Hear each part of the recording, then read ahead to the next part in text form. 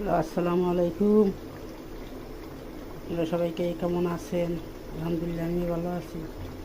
এই যে গোস রান্না করতে আছি, কোরবানির গোস ভাত রান্না করতে আছি। পুঁই শাক দিয়া এই চিংড়ি মাছ দিয়ে রান্না করবো। শাপলা শাপলা রান্না করবো, শাপলা রান্না করবো। চিংড়ি মাছ দিয়ে পুঁই শাক রান্না করবো। এই যে গরুর গোস, দেখেন গরুর গোস।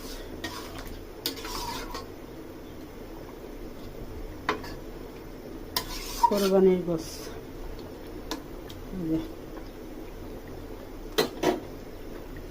যে ভাতের গোস।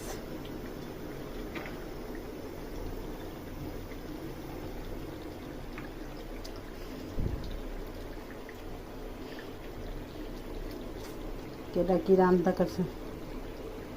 কে কি রান্না করতে আছেন জানি না। যে আমি রান্না করি গরুর গোশ, পুঁই শাক, শাপলা, চিংড়ি মাছ দিয়া।